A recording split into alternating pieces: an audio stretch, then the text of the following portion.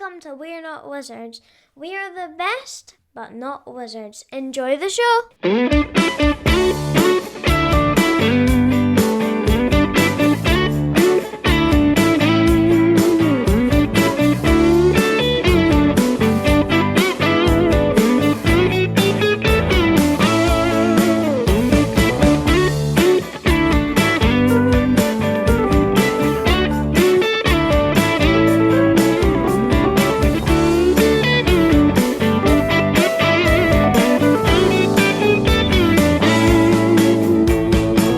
One thing you can do with the name Frank West is you have to do the Pet Shop Boys kind of Frank. You know what I mean? Frank West, he likes to make some things. Frank West, like the City of Kings. Frank West, he's along to chat. Frank West, maybe like the Isle of Cats. Frank West, he's been through time. Frank West, still not been committed of crimes. Frank West, he's here to talk and possibly splash water all over his microphone. I know. Tell me about it. Hey, Frank. It's been far too long. How are you? Yeah, no, I'm doing well. How about you? Yes. It's been far too long. I mean, we're past the kind of the pleasantries where we kind of ask each other how we are. We can just kind of go straight in it. For people who aren't aware, Frank West, some 7 years ago, 7 years ago, Frank West sent me the most famous email of all time, to which Frank West, this was at City of Kings. I love this story because it shows how absolutely horrible as a person I am. But Frank West emailed me and it was talking about City of Kings and kind of talked about kind of like, he mentioned, about wizards things, and I quickly wrote back and said, sorry, not interested, no wizards. And that was it. The first contact. And then I obviously had to write back to him pretty quickly and explain that I was kind of like joking. And so it's kind of gone on from there. Now, and you wonder why I've not been on the show for nearly 5 years.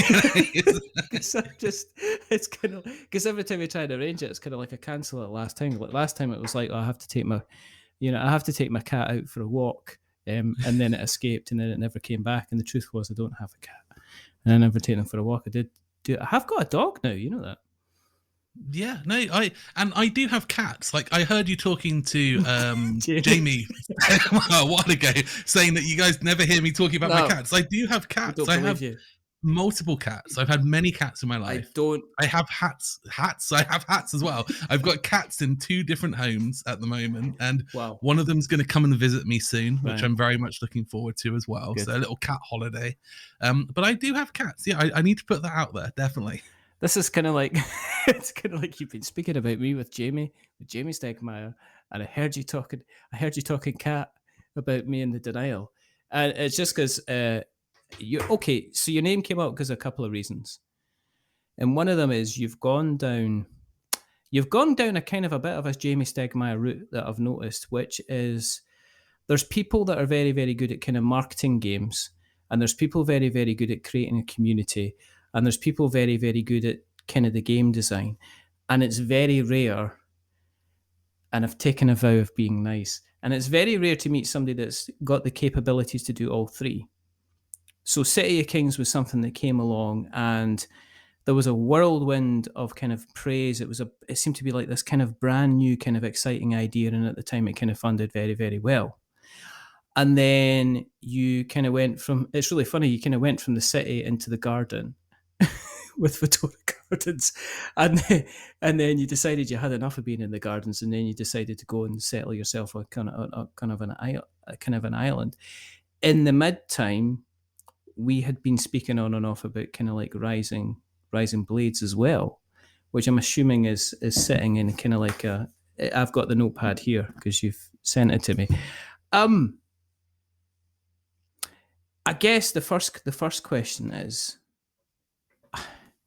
has the success, because the Isle of Cats has now got raised to the raft, but has the success of Isle of Cats, has that caused you to reassess the direction that City of Games is going to go in as a company? now that basically Isle of Cats is like everywhere? I think it's a really interesting question, and I would be lying if I said that the answer to this doesn't change every so often, because there's lots and lots of views on life. There's lots of views on, what you want to do. And for me, the City of Kings, the first game, was the game where I sat down and said, this is the game that I want. Yeah. I'm not designing this for other people. Back then, the dream of being a big board game publisher wasn't even a thing. It was a hobby project that evolved over time. And then as I did that, the City of Kings was hugely successful. It allowed me to build this into a career. It funded future games. It generated income. And the game is still selling. We have a print that's going to be coming out in a few months, and it'll be back into stores and kind of back into promotions through various stuff. So 7 years later, that game's still going, and I still love it. I literally have it set up on the desk in front of me right now, and I was playing it just before we talked. I could show you like pieces where I've been playing the game. And then after I did this, and Vidorian Gardens was always like a small side project, right? It was a fun idea, which I really enjoyed. It was never like this big, let's spend years developing a game. It just happened alongside. So I kind of sat down and went, I'm there now. So what happens if I design a game with other people in mind? What if I stop being selfish and still design the game I want, but design a game that can sell and tick boxes? And back then I talked about how I wanted solo modes, I wanted to have lots of players and so on, accessible, family, and all of this. And it worked out very well and was hugely, hugely successful. And what that's done is it's now given me opportunity to decide what I want to do.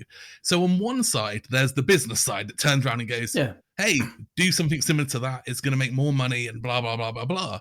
On the other side, there's the, what about if I design another game for me?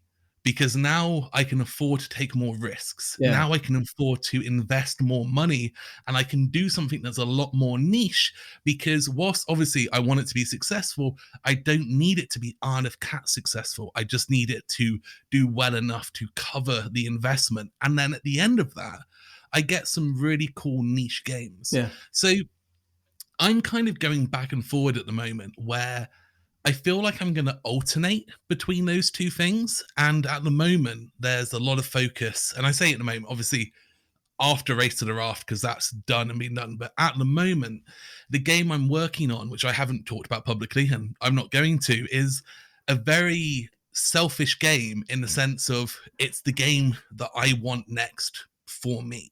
And I'm still obviously thinking about how other people would enjoy it and how it would become a sellable thing. But if the Isle of Cats hadn't have done as well as it could, I don't think I could take as much of a risk on this game. So it's a curious one where, yes, at one point I did go, hey, maybe I should just make more games like this, because then I'm going to be successful and I can make a company and blah, blah, blah. Yeah. But actually, me being me, I want to design the games that I love, and I don't really care whether I'm making some money or lots of money. As long as I'm affording to live and I'm able to do the things I want to do, then I want to make the things that I want to make. And I'm really kind of set in that mindset right now. So it's gonna be interesting. Yeah. The next game is going to be an interesting one. You sound like you're in the same situation. I had Keith Mateka and Justin DeWitt on, and Keith does obviously role player. And for Thunderworks, Justin's got Castle Panic. So those are their evergreen games. Castle Panic, he just, they were talking about running another print of Castle Panic and just after the big box kind of putting it out there. Keith about kind of role player was, role player is just another one of these with cartographers as well that just kind of trundles along. Hugely successful games. So are you kind of now in the kind of the slightly approaching the kind of that kind of, I would even put Jamie there with obviously Wingspan and stuff like that. Now, I'm not talking about the big publisher guys like your big Hasbros and stuff of this world. I'm talking about guys from your kind of end where you've come into the Kickstarter, coming through the crowdfunding side of things. And now you've kind of like got an evergreen game. So you're taking away the kind of you said it's almost like you're kind of taking away the risk for stuff. Have you had to learn a whole new set of skills to deal with the kind of the distribution and stuff like that? Because to me, Kickstarter is fund the thing, get the thing printed and manufactured, get that stuff distributed and get it out there. And now are you in the situation where it's like, I'm continually having to look at potential print runs, but then have you also had to look at the effect of like the recent logistic prices? I mean, did that have an effect on yourself kind of recently? Yeah, it does. It's kind of it's one of those things where every aspect of this is different. You know, people talk about being a publisher and what that means, and Kickstarter or crowdfunding in general is one approach to that. Then you have people who sell directly through their own web stores. You have people who just sell through Amazon. You have people who sell through retail and distribution. You have people who sell through the mega stores. You have people who do translations. You have people that do their own translations or partner with translations. And each of these things is an entirely different type of business. You know, you have to approach it and do it in different ways. So over the years, I've certainly learned more, and I've learned to adapt, and I've learned to kind of change and approach things differently. But when you take away all of the polish, you're still left with manufacture a game, ship that game to the right location, and send someone an invoice. And whether that is a Kickstarter where you're sending 10,000 games to 10,000 people, or a distributor where you're selling 10,000 games to one warehouse, the processes are still very, very similar. The only real difference is the communications and correspondence, because with a Kickstarter, you need to send out updates. You want to keep them exciting. You want to make sure people are reassured. You need to make sure you're ticking the boxes of telling them what's happened, talking about problems and delays. Whilst distributors, once they've placed the order, they don't really care until it's ready. You know, you don't want to send them a weekly update saying, hey, just so you know, we're still on track. Order number 498,273, the Isle of Cats times 1,000 will be with you in 9.5 months. You know, like, they don't really care. So obviously you do still update them, but it's a much like more loose thing. So you learn there's different types of communications, like translation partners. Again, you have to learn that a translation partner, they know their market better than you. Yeah. I can't walk into France and sell a French copy of the Isle of Cats to a French board game store. Well, you're not allowed in France, are you? You're banned. Not since that croissant incident. No. But you know, but it's my job to trust that they can do that element. Yeah. My job in that role is to help ensure that they have the best quality version of my game in their language, and that they get it into their hands. So you learn that, like, there's different steps and different parts, and the crowdfunding side is without a doubt the hardest. It's the most time consuming. It's the most challenging. It's the one where, like, the most can go wrong, but at the same time, it's the most enjoyable one. Because out of all of them, it's the one where you're dealing with people. You're not dealing with businesses. You're not talking to, you know, these giant conglomerates that just don't really care about you. And obviously not all distributors and stuff are like that, but some are. But with Kickstarters, you're talking to individuals, and it's a much more community-driven thing. And if you do a good job, they'll be excited, they'll be happy, and you can collaborate and you can work together. And for me, it's a joy. Like, it's a real joy. All the rest of it is very businessy, and business is fine. I do business fine. I'm good at business. You know, I'm reliable. I get stuff done, but it's business. At that point, I might as well be selling you a screwdriver. I might as well be selling you a hammer. Like, it doesn't matter. So it's different, and you do have to adapt, but I wouldn't say that I do things too differently. Has it been, because you've got the kind of the Isle of Cats kind of Facebook group and things like that, so has it been strange having to kind of continually kind of not maintain it, but duck your head in it time and time and just check and see that things are ticking over, answer questions and stuff like that? Because normally, as we're both aware, in quick Kickstarter campaigns, there's a huge month of noise or 2 weeks of noise and of intensity where you're checking your phone all the time just for messages, and then afterwards there's a huge period of silence. Now, with Isle of Cats, you've got this community, you've got like people, you've got like not just kind of one set of people now, you've got a couple of sets of people who have now taken the product on for kind of the first time, as well as all the people that have bought it through retail. So is that, again, another kind of extra task that you've got to do to kind of keep that community kind of going?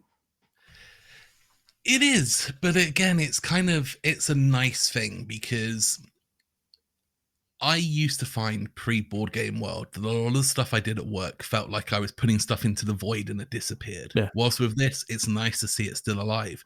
You know, was it on Friday or Saturday, like, a few days ago, I was sitting and someone posted in the City of Kings Facebook group and said, hey, like, I'm playing this at the moment, blah blah blah blah. And it's so nice, that game that I worked on 7 years ago, someone is getting it out and it's new to them, or they're showing it to someone, or they're teaching it to someone, and it makes you realize that these things are still persisting out there. But I wake up in the morning and I go to my computer, I open up Google Chrome, and then I open Board Game Geek, I open Twitter, I open Instagram, I open Facebook, I go to the City of Games page on Facebook, I go to the City of Kings group, I go to the Articats group, the Vidoran Gardens group, the Race to the Raft group.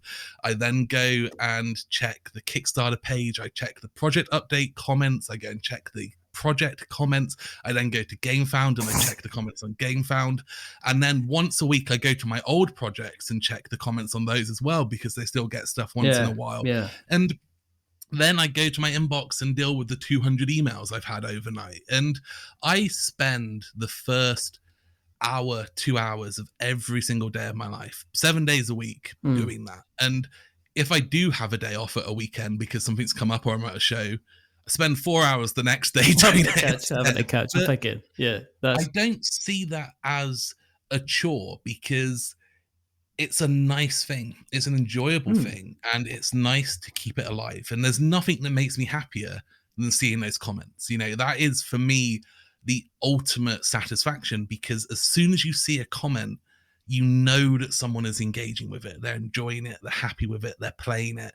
And it reminds you that there are people, you're not just making stuff and it's being on a shelf, which happens a lot. So I do find that very rewarding.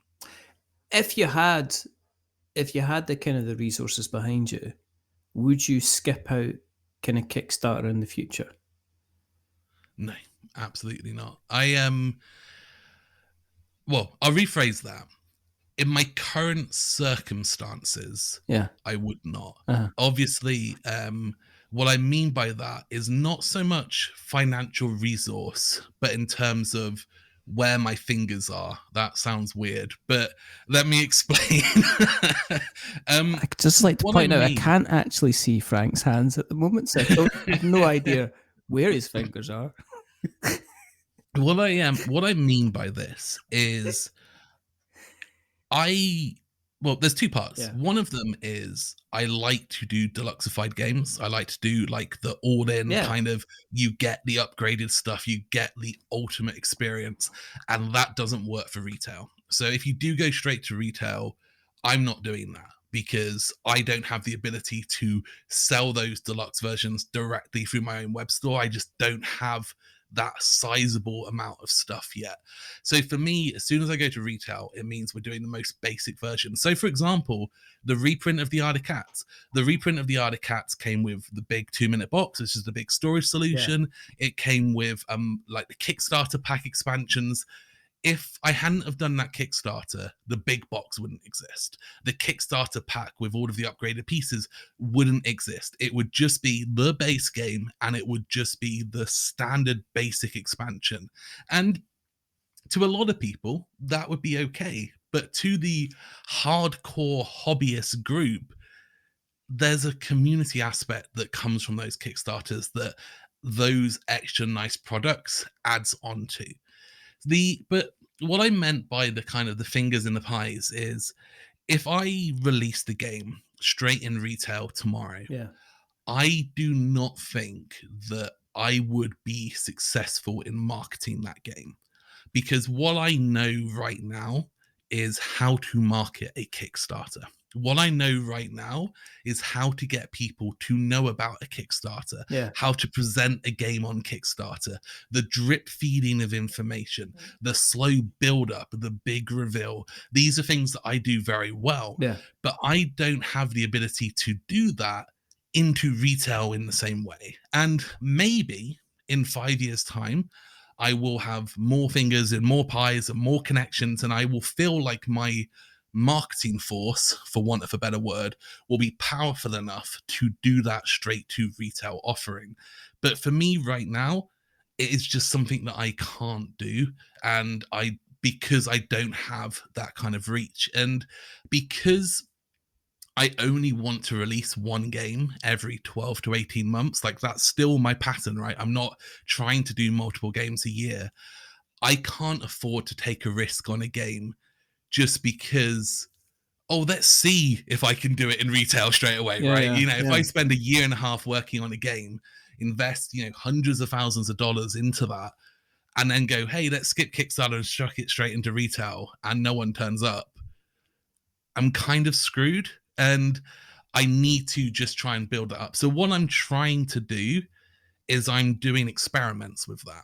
So one of the things I'm going to do in the near future, I don't want to talk too much because I've not announced it at all, is that I'm planning to do an expansion straight to retail. And that will be the first time that I've done anything that's gone straight to retail and not through Kickstarter. So for me, that is an experiment, because doing an expansion straight to retail feels like a safer, less risky option than doing a game. And in a year's time, I'll come back and you can be like, how did that go? And I'll let you know. No, I mean, going back to, again, I mean, it sounds like, I mean, that's what's happened with like things like cartographers. Again, it's like, it's got little expansions to it. Castle Panic has got little expansion to it. I mean, Wingspan has got a couple of little expansions, because you've got the player base, and even if you get like a kind of a 60% kind of uptake on it, or even a 40% uptake, it's it's going to cover the kind of you've got the basic theme, you know what you're doing. You're really just kind of maybe printing, you're maybe adding a couple of additional mechanics, but normally it's kind of like, how the game plays, how it flows, how it's going to receive. You've probably got an entire list of people who, can help you kind of provide coverage on the game and stuff like that as well. With the success of Race to the Raft and Isle of Cats, are we going to see like a Rising Blades? Or do you feel a little bit kind of, I kind of need to stay? Is this, okay, let me reframe that slightly differently. Is this a surprise that the really big hit was kind of like the joyous, colourful, family-friendly game? Because I remember City of Kings, us having the discussion, it was like, you like Dark Souls? It's like, yeah.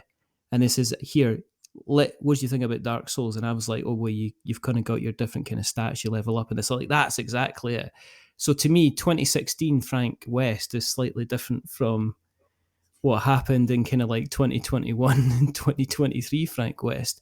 So is Rising Blades becoming something that's kind of, it's almost moving from being kind of like something that's definitely looking at to maybe this is going to be a cheeky side project that I'm maybe going to take on at some time? So in regards to bigger, more complex, like, as I referred to them as kind of my black box, white box games, City of Kings, Rising Blade were black box, and Fedoran Gardens, Isle of Cats, and Race to Wrath were white box, which kind of deemed them whether they're more heavy games or more like lighter, accessible games. Absolutely, like, there will be more, and I am working on more. So the game I was talking about earlier that I'm working on currently, which is the more risky game, is very much on that side of things, which is why I would deem it risky, because by default it's a game that's going to have a smaller audience, because it is aimed more at gamers as opposed to the person who walks into the local shop. But with Rising Blade specifically, that game is a game that has been killed off now and won't be coming back. There's a chance that I will bring back a new game that uses the same name and the same story, but is a completely different game or something like that. Because there's a lot of artwork, there's a lot of lore, there's a lot of stuff there. But in terms of what that game was, Yeah. it was killed off. And this is a really interesting thing because for me, this is where I feel that perhaps I differ to some people, is that Rising Blades was a game that I spent over a year of my life working on. I invested considerable money on it. All of the artwork is done. Mm. You know, there are miniatures that are sculpted, like, and the tooling is done. You know, like, it is finished. Like, all of the meeples, all of the pieces, the custom stuff. Like, that is a game I could send to a factory tomorrow, and barring, you know, updating my company logo on the back and like tweaking the rulebook, it's good to go. And it was very, very, very close to coming out. You know, all of the playtesting feedback was, this is great. I really love it. I really enjoy it. But I have one measurement, and this measurement is fundamental to me as a person, and that is that I want to stand in front of someone with the game, look them in the eyes, and tell them that this game is the best this game can be. And with that game, there was always something that niggled at me. There was always something that just dug into the back of my head and just said, there is something that's not quite perfect. Yeah. And I spent about 18 months trying to work out what I wanted to do with that. And at the end, I got to the point where I just said, I'm just going to put it to one side and move on. Yeah. Because I think that, like, I would have to basically rework that game from scratch to get past where that issue is. And it's a funny one because I think that many publishers would be happy to move forward with it because it is a good game. It's a really enjoyable game. It's still completely unique today. There's nothing else out there that's like it. And it does bring me a sadness to know that it's not going anywhere. But it is important to my core that every game I release, I have 100% pure, truthful confidence about it. And that's not something I say as a marketing person trying to like set a game. That's something I say as an individual who lost a small fortune on a project because that decision was more important to me than the kind of financial aspect of that.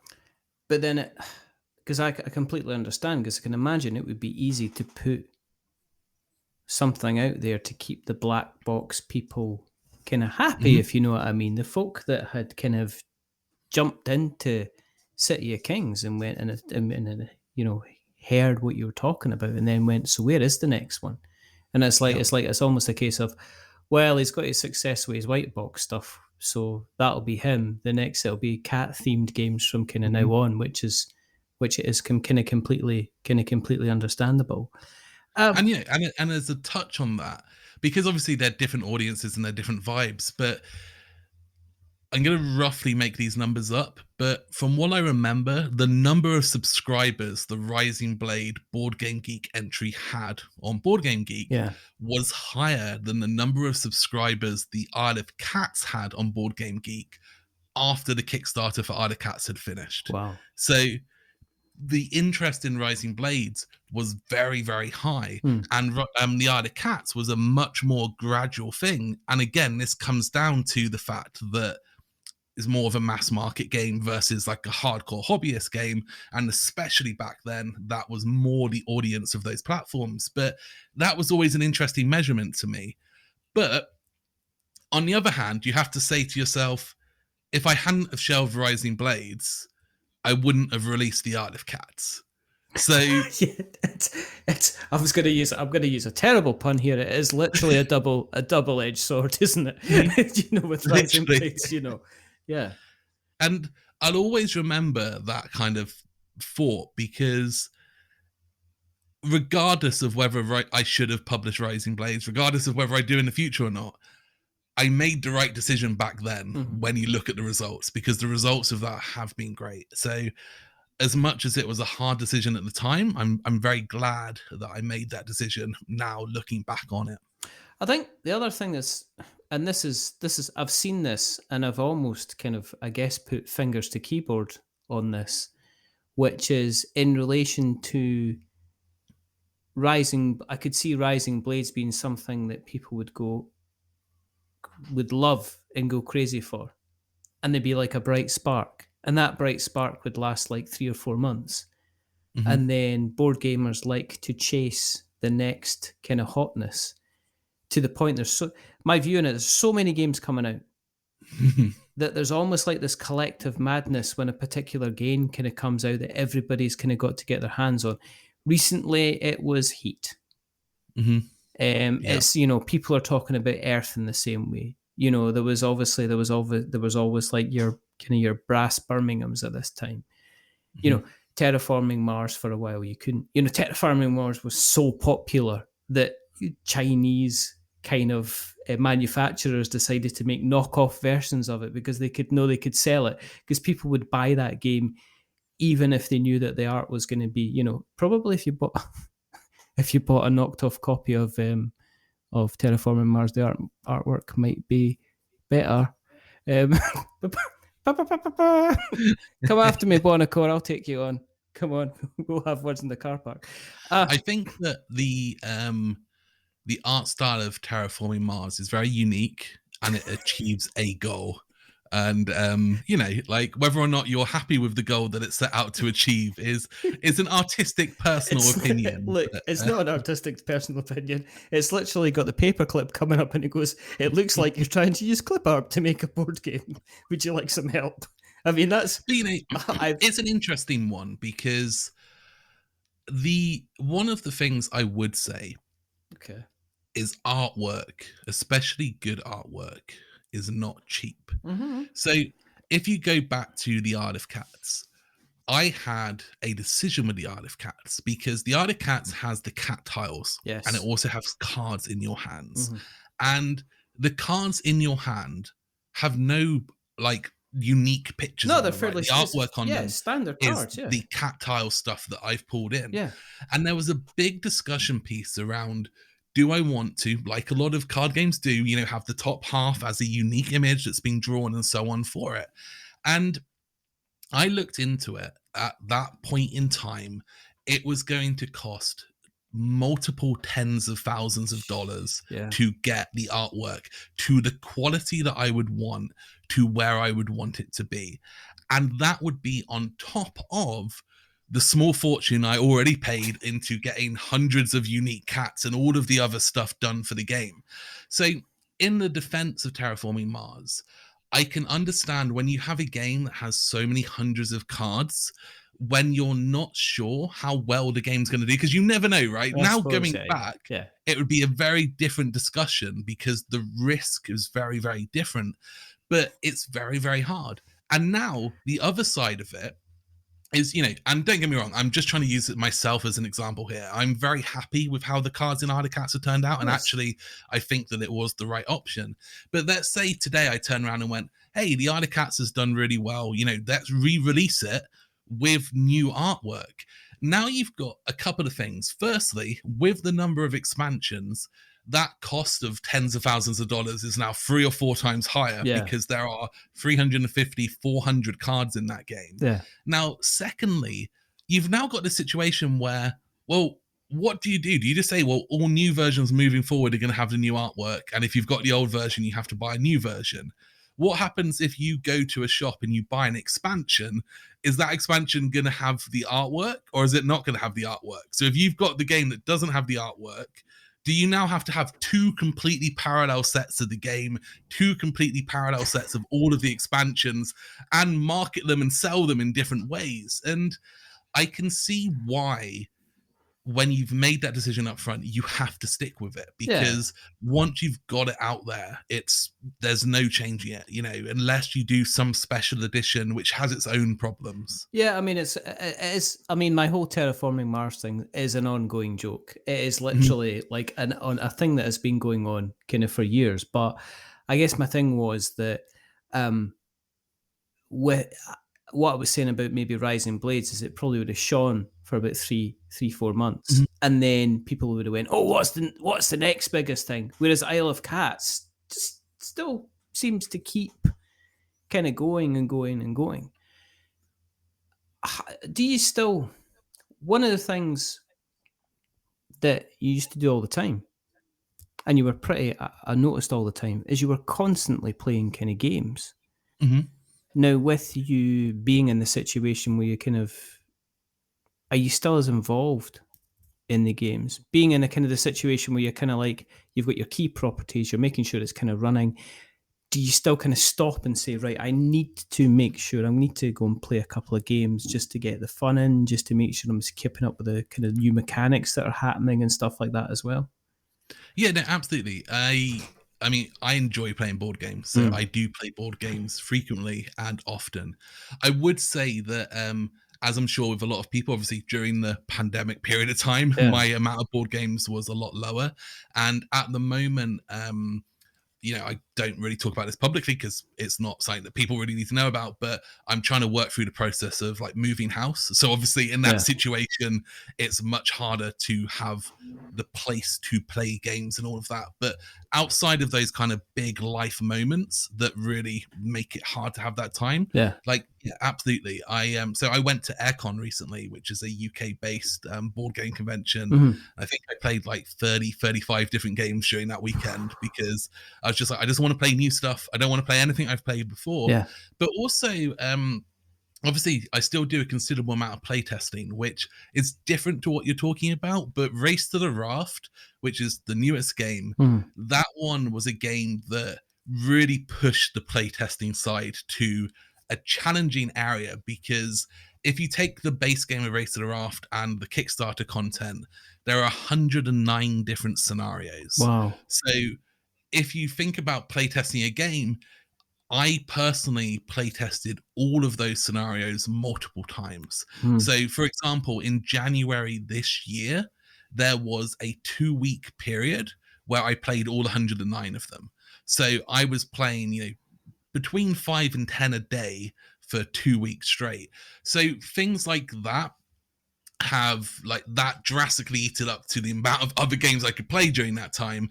Because whilst with something like Arna Cats, well, obviously you still need to play test it a lot. It's a very, very different prospect to here's 109 unique scenarios and each of them need playing.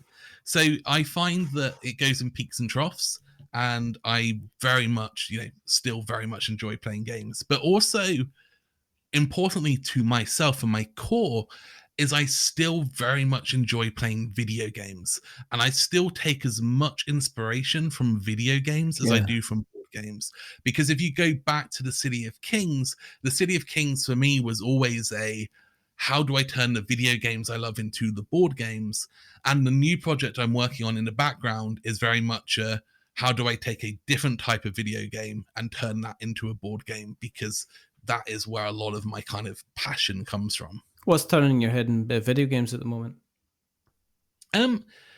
Like as of specifically right now today, I would say the one I'm most interested in is Diablo 4, because I really like ARPGs, and Diablo 4 is coming out in about 3 weeks, and they're currently doing like public beta testing. So it's a brand new game. You can't really play it yet very much, and I'm very excited. Diablo was a game that the first Diablo I would run back after school and play, at my friend's house kind of 30 odd years ago nearly. And I absolutely love that game and have enjoyed a lot of other ARPGs. Diablo was, it was a genre defining, I think you would call it. I think people got absolutely so kind of excited. And it's still very, very good fun. I'm someone who I watch a lot of Twitch streamers playing video games, because I don't get as much time to play them myself these days. I always have streams on. So when I'm working from home, I will have streams of video games being played. So I would say that I consume probably between 40 and 50 hours of video game content a week. Wow. But that's not necessarily me playing it, and it's not necessarily me just watching it, but it's me paying attention to key moments and understanding what's going on and listening and seeing those journeys kind of happen. So definitely a considerable amount of stuff comes from that side. Yeah, I think like a lot of people, there was a huge kind of everybody watching Twitch when the pandemic kicked off. And I think my watching on Twitch has certainly kind of dropped. There's still a kind of couple of key people that I kind of do check into, but it's not as much as it used to, because you used to just have something on in the background just to kind of keep things going.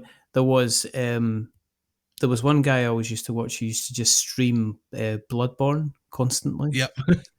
And you're just watching this. You were watching this person like it's almost like seeing a master conduct, kind of like a maestro conduct a symphony orchestra. They just knew exactly where to be in exactly the right time, and no matter how I tried to go back and kind of emulate it, I just absolute disaster kind of always hold. I myself have been I've been more renting out games than actually buying them. Interesting. Because there's a company I kind of use called Boomerang, and we're not sponsored by them, but you rent games and you pay a small fee every month, and compared to the price of games nowadays, which is like 60, 70 quid, you can literally kind of rent them out. They send you out it's like love, like the old Blockbuster. It's like Love stuff. Film. It's pretty much like Love Film for video games. So I was playing Forspoken. Okay. Which is the best. I don't know. You've started the sentence with the best, so I mean, it's kind of the best PlayStation 4 game you can get on a PlayStation 5 at the moment. It's not. It's not bad, but it follows so many bad kind of. Do you remember bad PlayStation 4 games where you had cutscenes that you couldn't skip, and kind of miss the wrong dialogue and kind of jumping about kind of fight scenes and stuff like that? And it didn't always gel, and it didn't kind of always work, and the main protagonist kind of literally swears all the way through the game. So I was like, oh, how bad can this be? Because Dark Souls, it's like literally I can put Dark Souls on, but I can turn the blood off on Dark Souls, and then it's literally just a guy with a sword fighting monsters, and it's kind of so they're hacking them up, but I could quite happily, my youngest was like playing away in the background doing their own thing, but I could kind of play it in the background, and all they would hear was the occasional kind of growl of a monster and kind of like a sword kind of making contact and stuff like that. And Forspoken, one of the issues that I have with Forspoken, and this would be with any game, is the protagonist swears constantly all the way through the game. Not just slightly, it's full kind of F words and stuff like that all the way through. So, and it's not just like slight. So I'm set because I put it on, and my youngest is 10. So it's not like a case that he hasn't heard these words in the playground. He's probably heard an awful lot worse, and he could probably tell me a few phrases I don't even know myself. But like I had to, first of all, I was like, oh, I'll play it with the subtitles on, because I put the sound on, and then she's like letting the mouth go, and I'm like, all right, okay, put the volume down. And then it's like, oh no, the subtitles are on, because I like to have the subtitles on as well sometimes, because I play games at night and you don't want the sound kind of volume up. But he's like reading this, and it's like, I've got to get rid of this. So it's okay, but I find myself compelled to go through it. Do you know how it's like? And it's not like I've dropped 70 quid on this, and then I'm going to finish this game because I spent 70 quid on this. I didn't even spend really kind of anything on it at all. But I feel compelled to play the game through it. And it's kind of grown on me in the same way a kind of like a bad straight to DVD kind of film. It's one of the fascinating things about video games, though, isn't it? Is that the length of time it takes to play through a game compared to a board game is extremely different. You have hour and a half, 2 hours versus 40 hours, 50 hours. And of course, you've got video games that are shorter, but generally speaking, a video game has so much longer to grab you and to get you and to hook you. And because you want to play through it and you want to see how it ends, it keeps you there. And a bad video game can take up 100 hours of your time, whilst a bad board game is going to do well to take up more than 2 hours, because you're just not going to get it out again. And you can just walk away from it. But the thing with this game is, it's just like, if they cut out the dialogue, and if they cut out the need to make I don't know. It's like, I joked with my friends about this. This is, what is it? So it says it's meant to be, it's almost like you've asked a 12-year-old to write a kind of an adult themed kind of character. Now, to a 12-year-old, an adult edgy character is somebody who runs about, swearing all the time. Whereas to you and me, an adult edgy character would be somebody, you know, looking at their bills and wondering how they're going to pay their mortgage. You know, that's, you know, it's like warning this, you know, this show may contain adult themes, and it cuts to Edgy in our world somebody is standing at Asda's. he got a McDonald's on the way home from work. It cuts to somebody at the Asda queue wondering if they've got enough money to pay for the shopping. I mean, that's an adult theme nowadays, you know, if you know what I mean. So that's kind of how it is. So I don't know. It's kind of, do you know what? I'm going to end up playing it, and then I'm going to become one of these horrific people who's a staunch defender of a terrible product, which is like, it's not bad. It's not a bad thing. It's not a bad thing at all. It's funny because I was sitting on a couch the other day watching a show with Sarah, and we watch a lot of Korean TV these days. Right. Like, we watch basically only Korean TV, and we were watching this show, really, really enjoying it. And we'd spent the day doing some work in the garden, like digging up tree stumps. So I was absolutely exhausted. Yeah. It was the first day of sun we've had for ages over here, and it was quite hot. And I was like, I really, really fancy an ice cream. And I went to the freezer, and there were no ice creams. And Sarah just looked at me, and she was just like, well, it's tough, isn't it? You're just going to have to get on with it. And I was like, okay. And as we were watching this show, in the back of my head, the whole time was just this, I could get a McFlurry delivered from McDonald's. I could get a McFlurry delivered from McDonald's. And you talk about edgy, and I was there, and I just kept looking at her, and I was like, how's she going to respond to the concept of getting a McFlurry from McDonald's? So then, 20 minutes later, that's it, right? The things come in, it's happening. So I get my phone out, and I look at it, and I was like, okay, I'm going to order a McFlurry and get it delivered to my house. You know, a fully grown man, and this is what I'm going to do. And I was like, I'm not going to tell Sarah, but I'm also going to buy one for her.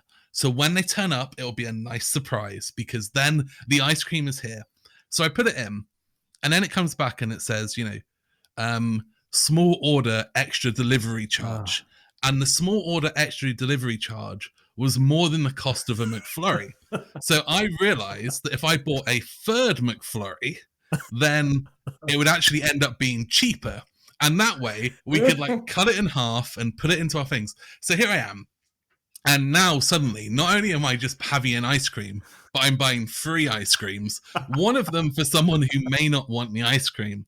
And we placed the order. So we're watching the show. Yeah. And in my head, you know, you hear the little beeping updates. And I was like, great, it's going to be here soon. Yeah. Getting excited. Yeah. And then the guy knocks on the door. So I was like, oh, do you want to grab it? Like, you know, surprise. Like, Sarah goes off and gets it. Yeah. She comes back, looking at this bag, looking at me. And then she opens it. And she was like, did you order a McFlurry? And I was like, yeah. And she takes this tray out. Yeah. And then she looks at me and is like, how many did you order? And I was like, funny story. And she was like, why have you ordered 6? And I was like, what? And they'd given us double, accidentally mispacking them.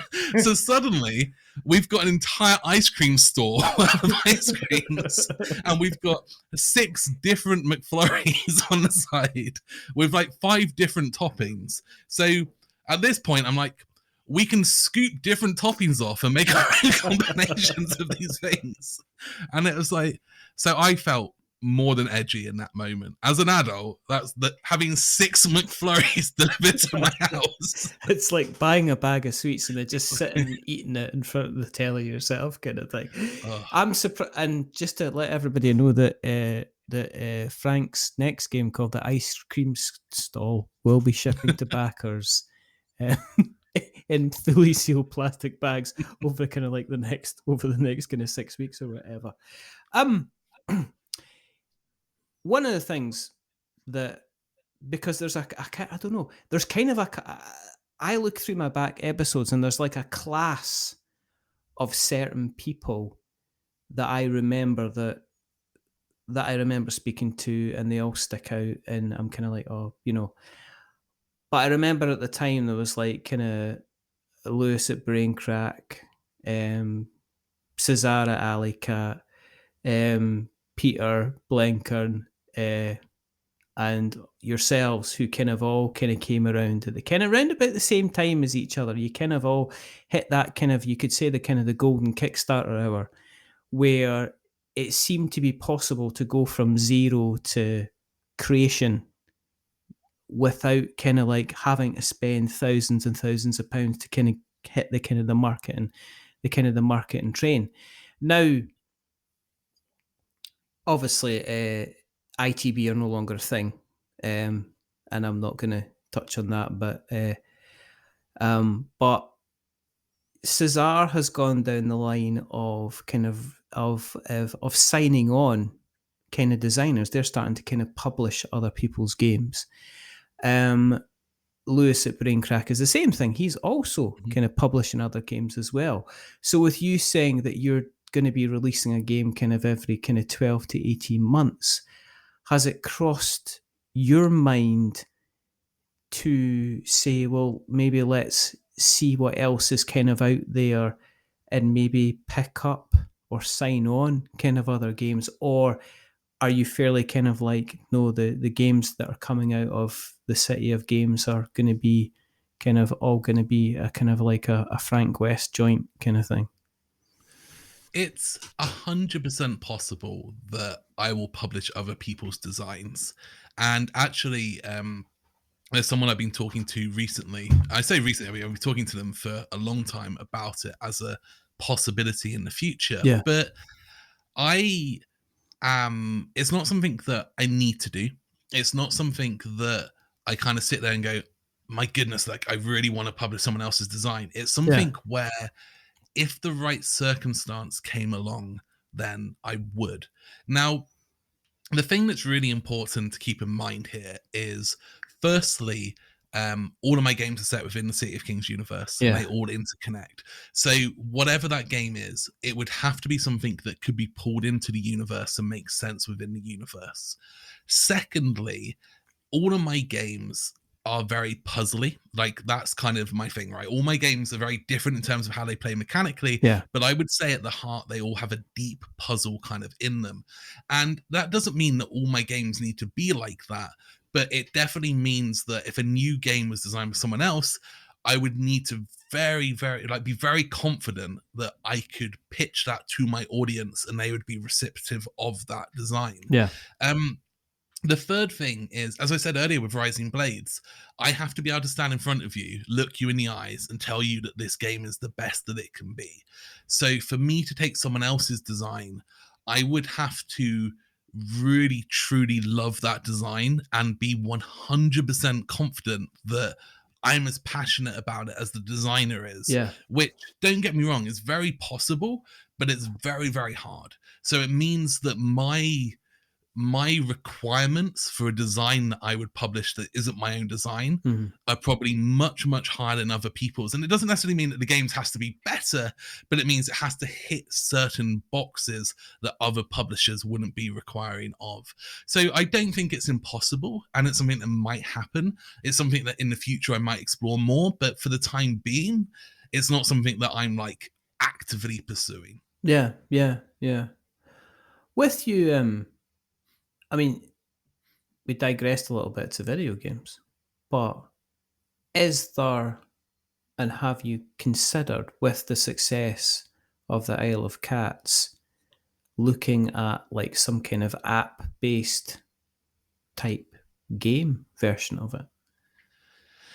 It's a funny one, because for me, I come from a tech background. Right? I was a programmer for 20 years. I designed video games before I designed board games. And it's something that I've considered a lot. I've considered a lot with actually City of Kings, because I feel like City of Kings would work very well in that format with the amount of overhead that you kind of manage. It would be a nice system with the randomization of creatures and so on. And obviously Isle of Cats due to the demand. But at the moment, it's not something I want to prioritize, because my fundamentals are, I want to optimize everything I do. I want to do everything, and I want to do everything quickly and efficiently. And that means that every single task that comes up, I measure it based on how much time and effort is it going to take from me, and what is the return value of that. So here is an example.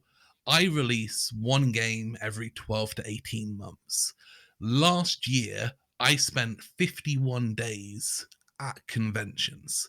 So if I spent effectively 2 months at conventions and I'm releasing a game, say every 18 months, that's a ninth, right? So that's over 10% of that 18-month period I have spent at conventions. So if you then look at, a Kickstarter, my Kickstarters have all raised £300,000 plus. So you can look at them and go, and those games obviously have then gone on to generate more money through other stuff. Yeah. So at that point, you're talking a game is generating hundreds of thousands of pounds. So is me spending 2 months at conventions, that time, can that be equated to delaying a game by 2 months? If I brought a game forward 2 months sooner, would it create more value or not? And the measurement there is very, very hard with a lot of things. So I have a secondary factor, which is fun. How much do I enjoy it? Is it something that makes me happy? If something makes less money, but I enjoy it, so going to conventions, then I will opt to do that because I want to enjoy what I'm doing. So conventions are valuable because I enjoy them. And as such, the financial input from or income from them isn't as critical. But when it comes to making a video game version of Isle of Cats, am I going to enjoy that? Is that going to be a fun thing? Is sitting there and programming it going to be enjoyable? Is hiring a team of programmers and managing them and going through all of those delays and things that come with programming projects going to be an enjoyable experience? And is that going to be worth that finance? So there is definitely an argument of just give it to another company and let them do it. And basically, I'm not involved and therefore it happens. Yeah. But then at that point, it's kind of like, well, it's not me making a video game then, right? It's someone else making a video game and I get some royalties from when it sells. So there's a lot of lines between how involved do I want to be and how much am I going to enjoy that time? What is the financial side of that time? And at the moment, it generally falls back to I'd rather just work on my next board game. Yeah. Because the next board game is what excites me. Like Race to the Raft, I am so desperate to get that game out into the world because I love it. I'm so deeply in love with that game. But the interesting thing with Race to the Raft compared to all of the games that I've made so far is, and this is somewhat by the nature of the design, it's a game that you need to play. And until you play it, you don't get it. And that's because it is so different to other games that are out there. There's something that when you look at it on a table, you have no idea what you're going to do or how it's going to work. If you play a lot of games, you look at them on a table, you can immediately start identifying core concepts and getting it. Whilst with Race to the Raft, it's very easy to teach. It's 2 minutes to teach that game. I can't wait to be at conventions. It'll be the easiest game to teach at conventions. But you have to go through that 2-minute thing. And I can't wait because the people, like everyone who plays it, they get hooked and they just want to play it more and they want to try that next level. And I had reviewers and, we talk about reviewers and how much they play games, if they play it once or whatever before they do that review. I had reviewers where I sent them 25 of the scenarios because I wanted them to see like a full range of different types of things. Yeah. And they came back to me and said, can they have more because they've played all of them? And they had played the game 25 times. And I was just like, I don't expect you to play it 25 times, but it was that hook, right? People got hooked into it and they want to play it more. And there's something about that game. So for me, I'm getting distracted here, but I enjoy that next game and getting it to people. And playing that is really impactful. So things like video games would be great, but it's not a priority at the moment. I suppose the other thing is the fun aspect, because if you take a board game and you put it into a video game space, does it how much of the kind of the key kind of handwork are you removing from the game and the individuality? And I'll give you an example. I I learned to play cartographers by playing the app, Interesting. right? Because I just wanted a quick, well, this is how we're going to breeze it. But I would never go back and play the app. I would play the app if I was kind of like just wanting to do something for like 10 minutes. I much rather personally prefer to play the physical version, because I think one of the core components of something like cartographers is the individuality that you can bring to the game. That yes, you're told to draw a forest, or yes, you're told to draw like, a mountain, or yes, you're told to draw like houses, but you can ask the same 5 people to illustrate that on their little kind of grid pad, and they'll come back to you with like five different illustrations, you guaranteed on that.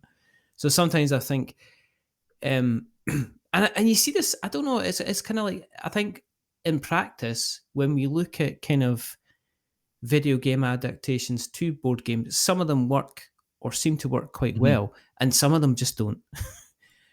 And so much of this, it comes down to what the essence of the game is. Yes. So yeah, I keep going back to it, not deliberately, but it just happens to fit in. But with Race to the Raft I define as a social puzzle game, because it is a cooperative puzzle game, but it creates this social experience. And the joy of that game is you're sitting at the table. Yeah. And there are moments where you're not allowed to talk, where someone does a certain thing. So you empower them to make the decision, and you do your discussions, and then you give them the opportunity. And you shut up, you let them take the thing, they reveal the thing, and then they play the thing. And that moment, sitting at the table, watching them, knowing they are making the most horrible, terrible decision as humanly possible, and that you can do nothing about it, and you grit your teeth, you start screwing your hands all around the table, eye contact where people are looking at each other going, are they really going to do this? And the person's aware of it. They can feel that pressure in the room, but they don't know the better option. They look at it and go, I'm going to do this because it is the best option that I can see. Yeah. And that moment Yeah. is incredible, but you can't have that over a computer when you're not sat there with each other, because it's about those eye contacts. It's about those shaking hands. It's about those kind of gritting teeth, and it doesn't come across in the same way.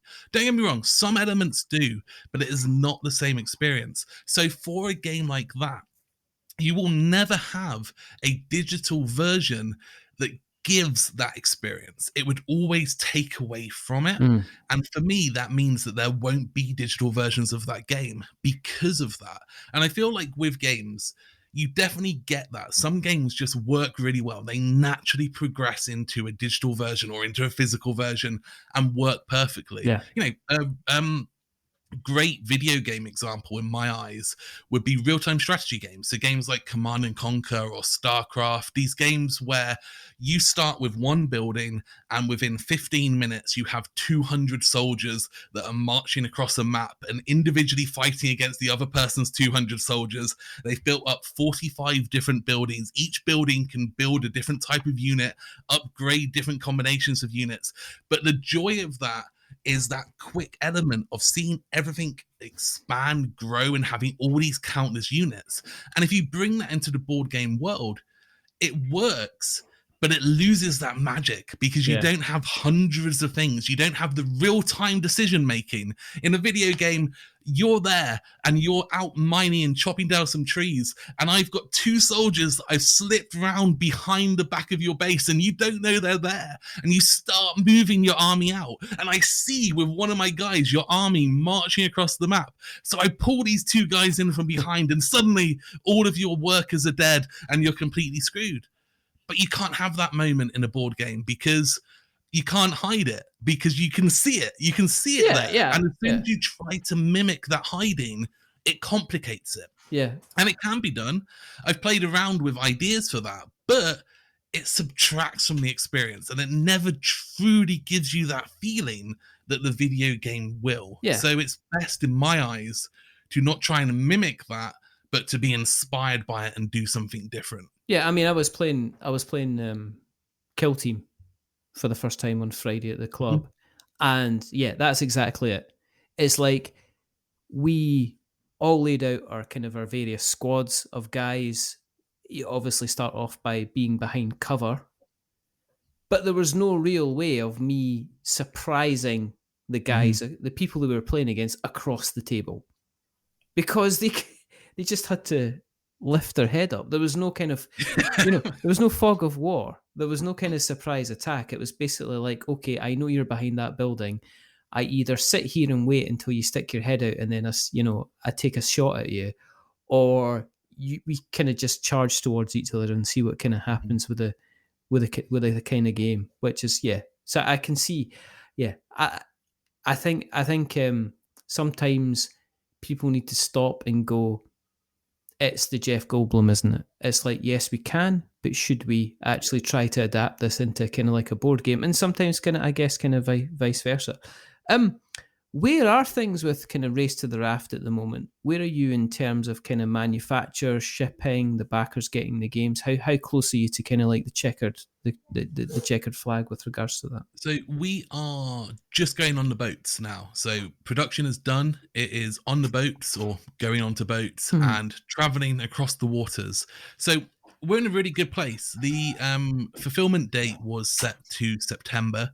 And I actually have just announced that I'm bringing that forward to July, because we're about 7 weeks ahead of schedule. And at the moment, because we're getting closer and closer to shipping it, obviously I need to make people aware of that. So we are actually really, really ahead. We've had 0 problems, 0 issues, 0 delays, and it's been great. It's been one of the most pleasant manufacturing experiences I've ever had, because we are super ahead. Everything's gone well. And, don't get me wrong, there's still plenty of time for boats to sink and things to go horribly wrong. But as of today, we're about 2 months ahead, which is great. As of today, everybody is touching wood instead of touching cloth, as they would say. But I mean, as long as it's touching wood and not water, I'm fine. You're going to end up with like threads on Board Game Geek. People will write songs about you and say, Frank West, the man who delivered his Kickstarter kind of 2 months early, and folk will go, that's not true. It's one of those things, though. I years ago had a shipment of games going to an area. I won't go into too much detail for various reasons, but I got a phone call saying the games hadn't turned up. And I was like, okay, and looked into it. And it turned out that armed robbers had attacked the truck and stolen it. And in my head, the first thing I thought in my head was, obviously, hopefully everyone's okay, blah, blah, blah. The second thing in my head was, how am I going to convince anyone that armed robbers have hijacked their order? And the third thing I thought to myself was, that's amazing. Could you imagine being the poor sod who's just hijacked a truck at gunpoint, gotten home and found 100 boxes of the City of Kings, which are these giant, huge, heavy board games that are so unavailable that as soon as you sell them, I'm going to know that you did it because no one else has got them. But then on the flip side of this, what happened was the robbers in question actually discovered a love of board games, and thus, as well as hanging about and planning out their latest kind of heist and caper, they started a kind of a board game club for the local kind of mafioso. And therefore, they tried and failed to try and get a copy of The Godfather, Corleone's Empire by Simon Games. But yeah, needless to say, ever since that, I've got to the thing of, until the games are in people's hands, there's always something that could go wrong. Oh yeah, absolutely. Well, hopefully people will have them in their hands very shortly, and they shall be racing to the raft. If people want to race to your raft, wow. I can't even. Where do you exist on the internet webs? Where can we find you on the internet webs, Frank? So if you go to thecityofkings.com, you will find all sorts of things. You will find all my social media, and you'll find me on Twitter, Instagram, YouTube, Facebook under City of Games HQ. But as I say, there are links on the website, thecityofkings.com. On that website as well, you will find my publishing lessons blog, which has about 150 articles now on publishing, how to get into the industry, and how to kind of do manufacturing, shipping, logistics. So if you're someone who's ever been interested in doing this stuff, then feel free to check it out, and I am happy to answer questions in the comments on there. Do that, because there's some fascinating stuff within those series of articles, and they're published on a regular basis across your Facebook as well, which is always interesting. We shall, of course, collect those links together, and we shall put them in the show notes so that we've got notes to show. If you want to keep an eye on what we're up to, then just go to the internet webs and search for We're Not Wizards. You shall find us where the sun is shine and where the stars glow and where there are places to find and places to go, and on places like Apple Podcasts and the likes. Just a quick congratulations and shout out to This Game Is Broken, who won the BGG award for the best podcast, and congratulations also to Liz from Beyond Solitaire, who managed one of the runner-up spots, and yes, both absolutely fantastic, and I'm extremely delighted that they managed to get where they were, probably without my help, but I'm going to try and claim credit where I can. If you like what you've listened to tonight, then please consider a couple of things. Tell other people about us, that we exist, because it didn't work for these awards because nobody voted for us. And secondly, go to the Apple Podcasts and drop us a rating or review, or on the podcast catcher of choice. And if you are going to be giving us a rating or review, don't give us 10 stars. I know it's been 4 years, Frank, but the joke has not changed, because it makes us... It used to be 5 stars, so you're going up in the world. No, it's not. See, you've ruined it. Don't give us 10 stars because it makes us big-headed, but don't give us no stars because it makes us cry. Give us something in the middle, like 5, because it's average, and we're just a little bit average. That's the whole point. So they give us 5 because it's in the middle, but 5's actually the maximum. Why do I need to keep explaining this? I probably need to change this joke because it's just really not working. 6. I think you can't do 6 because it only goes up. Greedy. It only goes up to 5. That's the whole. You can't. You can try 6, but it'll just go no unless. Have you noticed a lot of things do go to 6 now? Though they actually do, because it's a trick where they allow you to rate it out of 6 because it allows more people to give it a 5, and the majority of people think 5 is the best. So even though it's actually 5 out of 6, it's 5, and you go, "Oh, they've got 5 out of 5," but it's not. So maybe 6 is the new 5.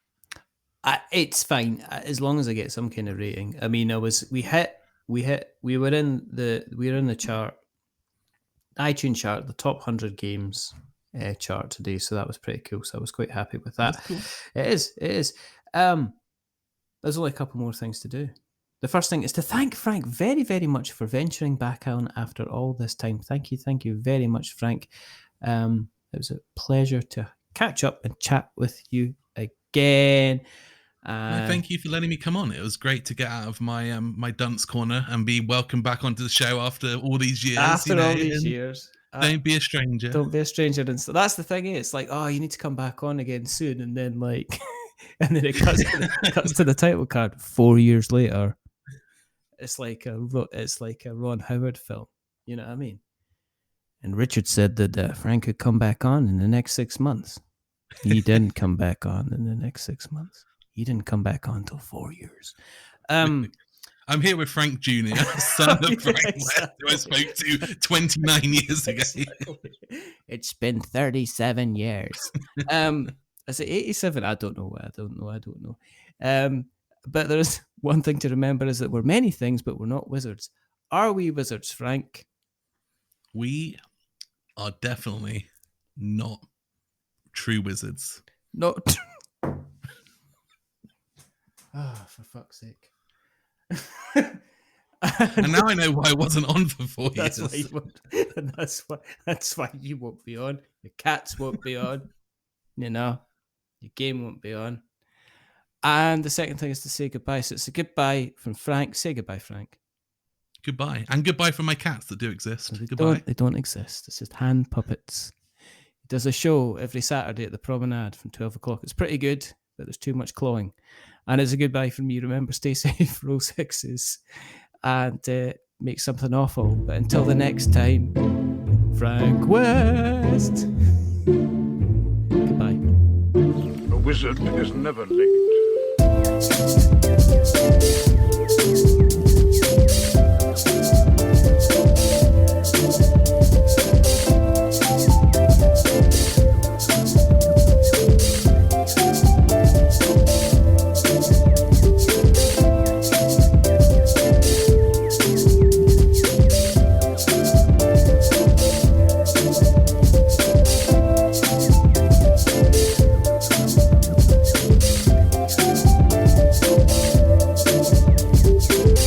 Nor is he early.